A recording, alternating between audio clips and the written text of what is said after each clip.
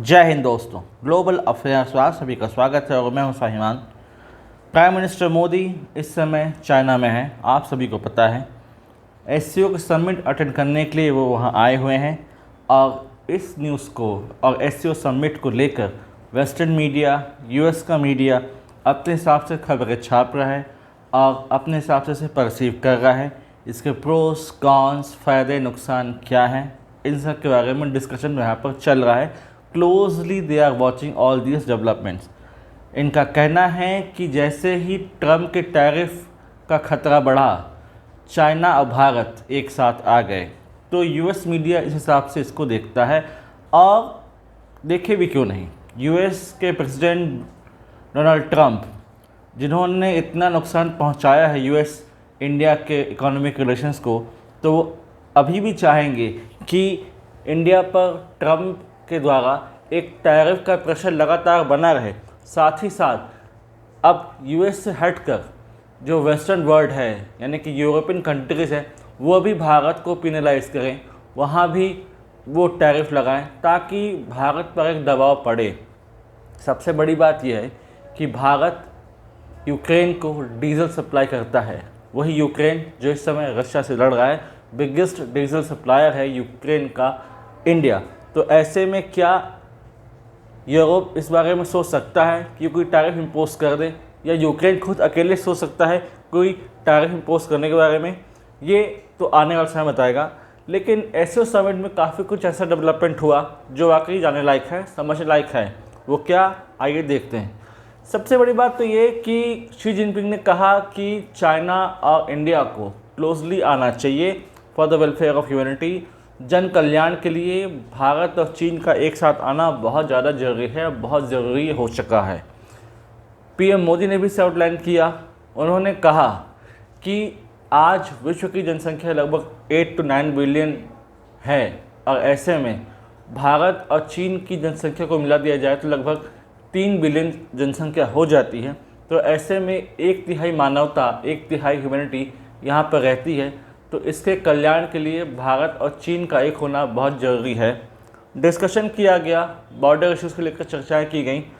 भारत चाहता है border issues का परमानेंट रेजोल्यूशन, परमानेंट सोल्यूशन, कि कल को कोई गलवान इशू, कोई Doklam issue India China relations को हर्ट ना करे, हार्म ना करे, वरना फिर 5-6 साल के लिए एक ऐसा समय आएगा जब कोल्डनेस महसूस करेंगे इंडिया और चाइना अपने रिलेशनशिप में।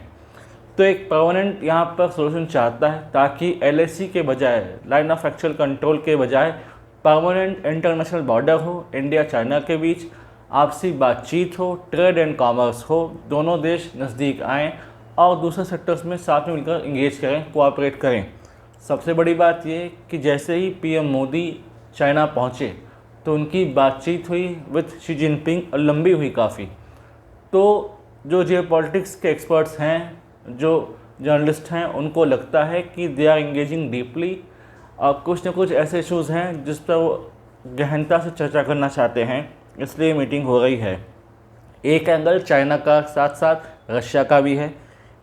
रशिया के प्रेसिडेंट भी यहाँ पहुँच चुके हैं और उनके पहुँचने के साथ साथ इस बात पर भी चर्चा और ज़्यादा गर्म हो चुकी है कि आरआईसी का क्या होगा। रशिया इंडिया चाइना ट्रोइका जो धीरे धीरे एक शेप ले रहा है, वो क्या होगा? क्या उसकी ग्लिम्स देखने को मिलेगी? क्या शी जिनपिंग, पुतिन, मोदी साथ दिखेंगे हाथों में हाथ डाले हुए? एक गर्माहट तीनों के रिश्ते में दिखेगी, क्योंकि जहाँ तक क्वाड की बात है, क्वाड्रिलेटरल सिक्योरिटी डायलॉग, इसको पर्याप्त डेंट पहुँचाया है डोनाल्ड ट्रंप ने। क्वाड बना था with the partnership of India, US, Australia and Japan, जिसका काम था free and rule based Indo Pacific region, जहां पर rule based trade and commerce हो, नेविगेशन हो, मूवमेंट हो। लेकिन इसी चीज़ को पर्याप्त नुकसान डोनाल्ड ट्रंप की पॉलिसीज़ ने पहुंचाया है।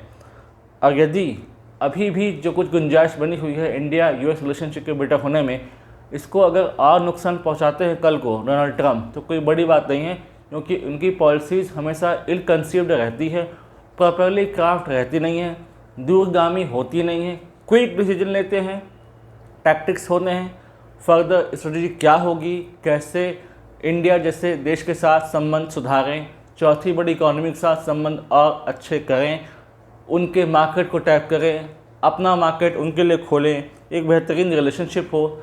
इस पर यदि चर्चा नहीं की गई तो फिर वाकई इंडिया यूएस का संबंध बहुत ज़्यादा बिगड़ जाएगा और इसे बहुत ज़्यादा गिरावट आप सभी देखेंगे।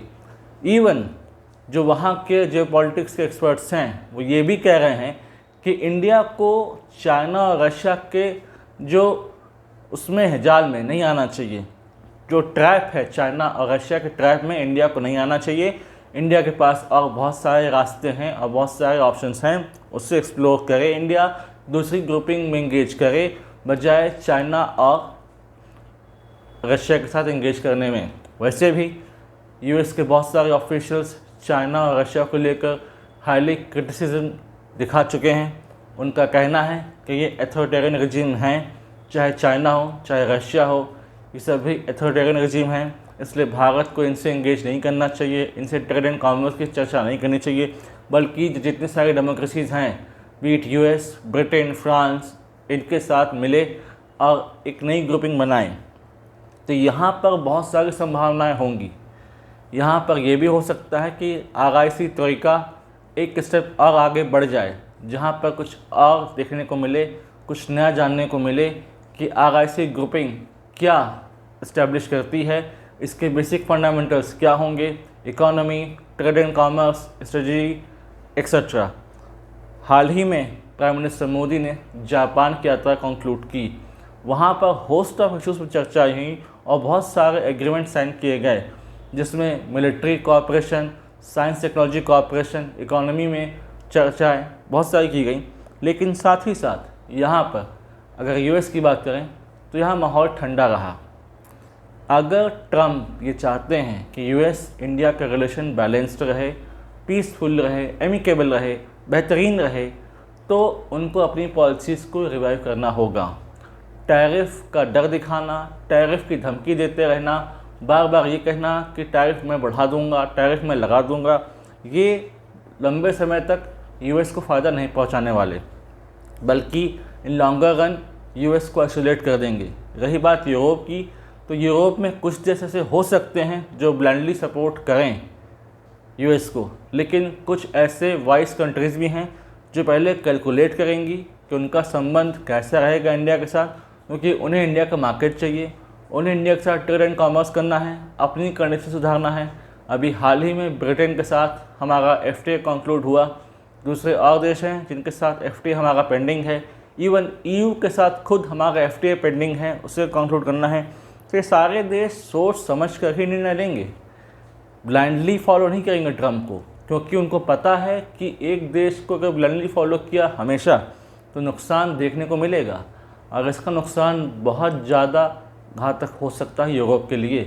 तो यूरोप का हर देश सोच समझ कर ही निर्णय लेगा, फिर चाहे वो EU के साथ हो या EU के बाहर हो। यहाँ पर इसीलिए वेस्ट और US के जो एक्सपर्ट्स हैं, जो पॉलिटिक्स सर्कल में जो जानकार हैं, इसको क्लोजली मॉनिटर कर रहे हैं। US की सरकार भी इसको देख रही होगी और इस हिसाब से निर्णय लेगी। देखते हैं उनका क्या कहना है और आगे चल के क्या होगा। SCO के समिट में भारत की चर्चा को लेकर क्या होगा अक्साई चीन को लेकर, क्या चाइना अरुणाचल प्रदेश पर अपना क्लेम छोड़ देगा, अक्साई चीन वाला मामला सुलझ जाएगा, क्या फर्दर ऐसा तो नहीं होगा कि इंडिया और चाइना के सोल्जर्स आपस में क्लैश करें। यदि कुछ क्रेडिबल निकल कर आएगा तो ये बहुत बड़ी बात होगी, और कुछ इसका आउटकम निकल कर आता है SCO समिट में तो मैं आप लोगों के लिए एक डिटेल्ड कंप्लीट वीडियो लेकर आऊँगा, ताकि आप लोग फर्दर एनलाइटन हो सकें, जानकार बन सकें और इस बारे में अपनी समझ को और ज़्यादा बढ़ा सकें और बना सकें। इस संबंध में कुछ और डेवलपमेंट होता है तो मैं आप लोगों के लिए एक अपडेटेड वीडियो लेकर आऊँगा। Till then do like, share, subscribe the video and widely spread this video for the knowledge of people. अगर आप हमसे जुड़ना चाहते हैं तो आप इंस्टाग्राम, टेलीग्राम के थ्रू हमसे जुड़ सकते हैं। इसका लिंक डिस्क्रिप्शन में है, आप जाइए, इसे ज्वाइन कीजिए। Thanks for watching. जय हिंद, जय भारत, जय मां भारती।